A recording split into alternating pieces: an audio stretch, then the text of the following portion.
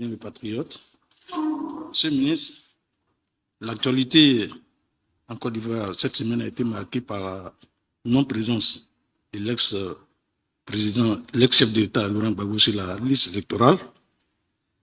Ma préoccupation est de savoir si le Conseil s'est intéressé à cette question, puisque le parti de l'ex-président prévoit des manifestations ou annonce des manifestations et tient pour responsable le président de la CEI pour tout ce qui pourrait advenir.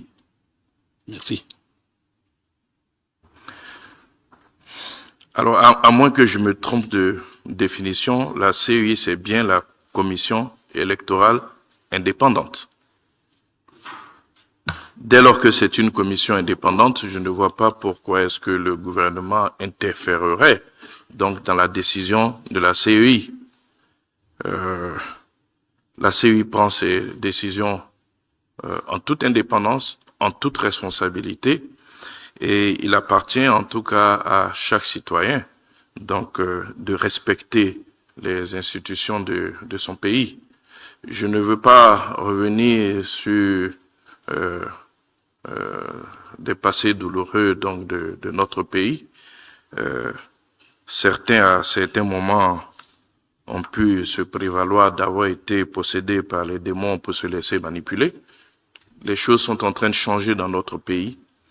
Un véritable pouvoir est en train d'être donné aux différentes institutions de ce pays. Il suffit d'observer tous les textes qui sont pris qui vont vers un renforcement de la démocratie. Je voudrais rappeler, je dirais pas un détail parce que c'est quand même un changement important dans notre pays. La Constitution de 2016, par exemple, ne fait plus du président de la République le chef suprême de la magistrature. Elle consacre la séparation des pouvoirs.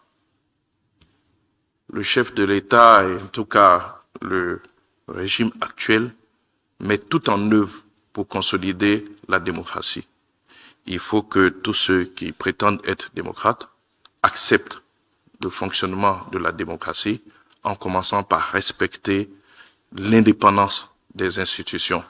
Je pense que c'est un mélange de genres que de rendre le gouvernement responsable d'une décision qui est prise par une commission électorale indépendante dont vous vous souviendrez, la Constitution date de 2001 et nous savons qui était là en 2001.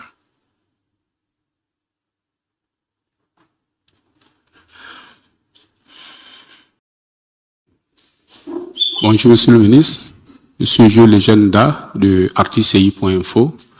Permettez-moi de revenir sur la question de M. Yapi Koulibaly sur la radiation du président Laurent Gbagbo sur la liste électorale.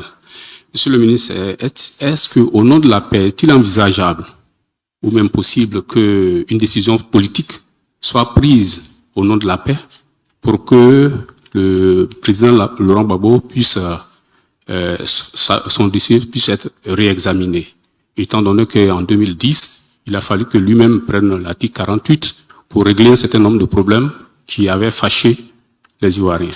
Merci, Monsieur le ministre. Je vous ai expliqué qu'il s'agit d'une décision qui a été prise par une commission électorale indépendante. Ce que vous demandez, c'est que l'exécutif interfère dans une décision qui a été prise par une commission indépendante. J'ai expliqué ici qu'il faut qu'on apprenne à respecter donc nos institutions, leur fonctionnement.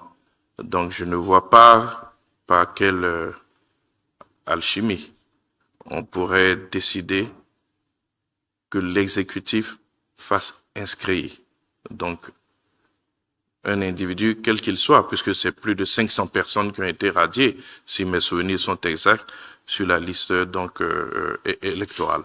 Donc voilà la seule chose que je peux dire, et ce n'est pas nouveau. Je veux dire que cette non-existence sur la liste électorale n'est pas nouvelle. Donc je ne vois pas pourquoi est-ce qu'on voudrait la particulariser.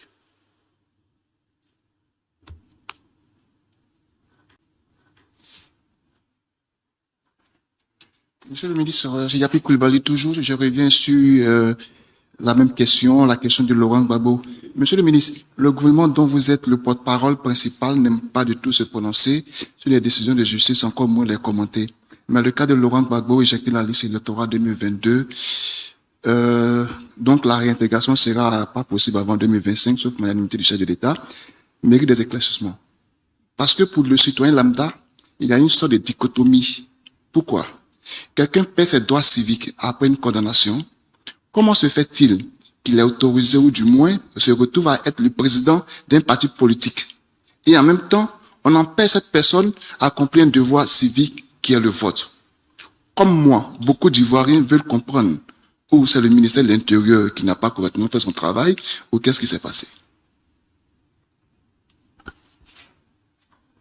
Je n'ai pas vu les actes créant donc le parti de M. Laurent Gbagbo et je n'ai pas vu une décision émanant d'un congrès le désignant comme président d'un quelconque parti. Vous comprenez donc qu'en l'état des informations qui sont en ma possession, je ne puisse entériner ce que vous dites. Je note qu'on l'appelle président, peut-être parce qu'il a été président, mais pour ce qui est de son parti, en tout cas, en l'état actuel des informations qui sont en ma possession, je ne peux pas aller dans l'affirmatif de ce que vous dites.